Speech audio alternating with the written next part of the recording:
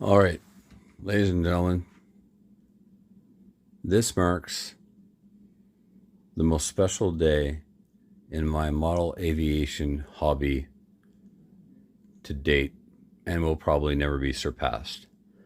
Today, I bring to you an authentic piece of Canadian model aviation history. What I have before me, what I have the honor and privilege to have in my possession, is a Carl Risteen Mark II biplane. In 1999, I laid eyes on this biplane and two others of Carl Risteen's for the first time as a university student, graduating from St. Thomas before going on to UNB, and was very, very passionate about model aviation and learning to fly RC airplanes with the tremendous folks at the Fredericton Model Aircraft Club.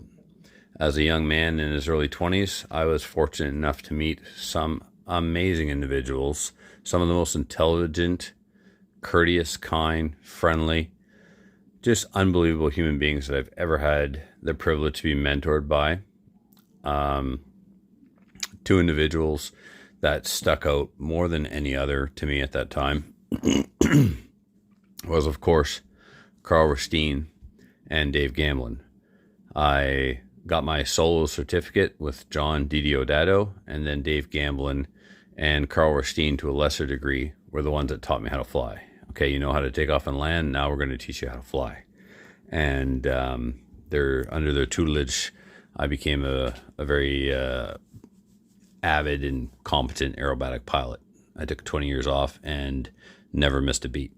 And it's because of these guys and all the time and effort that they put into me.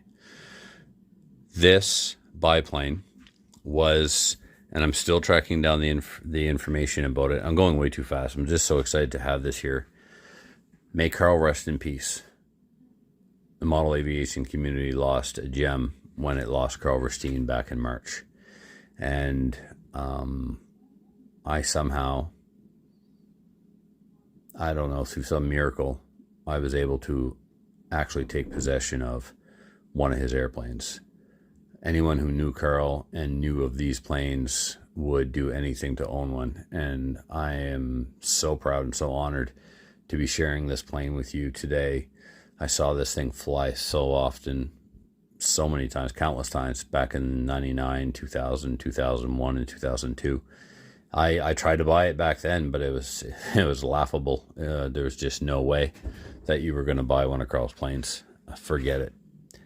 I knew it was outstanding. I knew it was scratch built. I knew it was one of one, but I really didn't understand exactly what a magnificent model this was. The things that he did to make this biplane fly like a monoplane, just amazing. And if you know anything about model aviation or aviation, you've already picked up on some incredible things, some features of this biplane.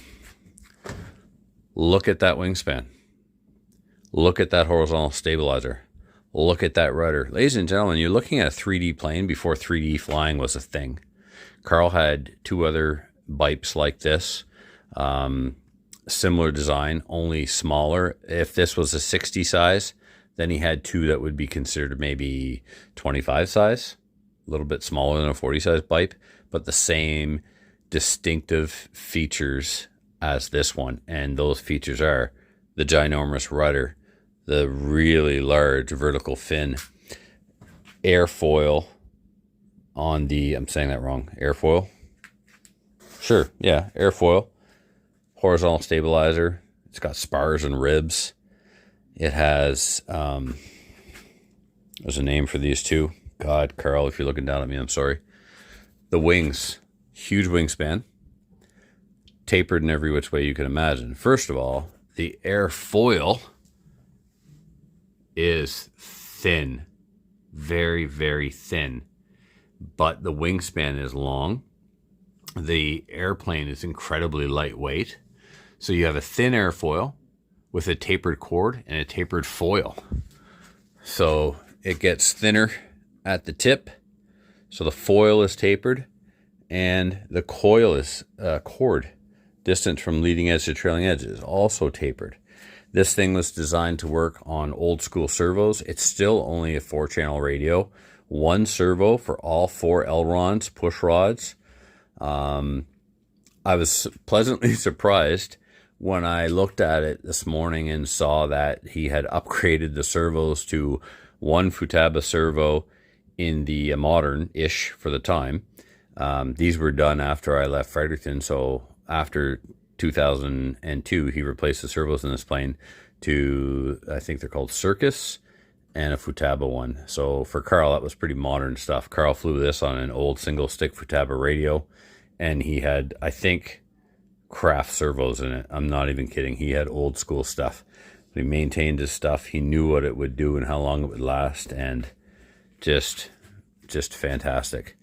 So this and all of his other planes are one-off, scratch-built, designed by him. He was an engineer. He did his career at MkII, and brilliant. You would sit down and talk with Carl, and I think he would do it on purpose. I think he'd get a kick out of it. You'd be sitting at Carl's dinner table, and after about 3 minutes, you recognize the language he was using as English, but you didn't understand a thing he was saying. At least I didn't, and I think he would take pleasure in losing you, and it was like, welcome to my table, you poor mental midget. And he would just talk circles. He wasn't doing it in a condescending way. He just was on another level. The man was a legit genius. And I wish he was around to fly today, because I'm back in the club and I'm reconnecting with some of my old mentors. And unfortunately, I never had an opportunity to reconnect with him. But now I'll always have a piece of him with me. This plane is going to be cherished and babied and taken care of. I absolutely will fly it. But only when me and Gamblin go through it with a fine-tooth comb. I will probably replace the servos. I'm sorry, Carl. It's got a high-tech receiver in there. That's going to come out. Just a 4-channel receiver will go in. And some modern Spectrum, probably A6380s maybe, if I got that number right. And then we've got the motor is not locked up, but it is awful gummed up. And there is a fiberglass cowl that fits here that really finishes the look of the airplane. Look at this scoop. The scoop he's got in here for airflow. Air comes in the cowl, goes around the cylinder, and exits there. It's just amazing. So that's a Weber 60 one long stroke on a tuned pipe. I'm curious to see what prop that is. Oh, goodness. Do RC dreams come true? It looks like they do. It's been a heck of a year for collecting vintage stuff for me. Since I got back in the hobby, I acquired an airplane that I actually owned and flew back in 2000. Started many vintage RC car and truck projects. And then this. And this came at a time when I needed a reason to live. Not being melodramatic or anything, but it really boosted my spirits. I got to tell you, it's something that is worth making sure that is cherished and people know about it.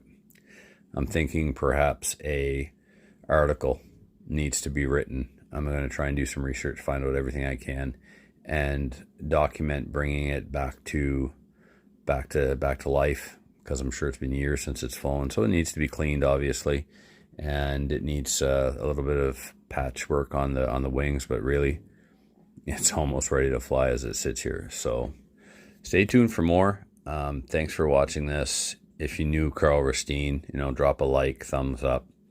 I'm going to document this journey, and there'll be more videos to come as I undertake some of these projects. Bye for now. So I just kind of finished doing a walk around, and I had to satisfy some curiosity, things I should have did first before I started the last video. But to, again, just to point out how neat and innovative this design was, I've laid a Carl Goldberg Ultimate 10300 biplane wing on top of Carl's top wing.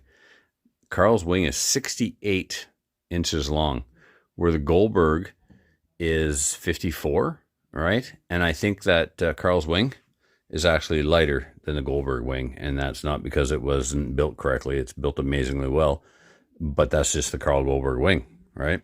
So That's why Carl's plane would fly and float and be able to do 3D. Carl was doing 3D before 3D was a thing with these planes. So yeah, look at that wingspan difference. Phenomenal.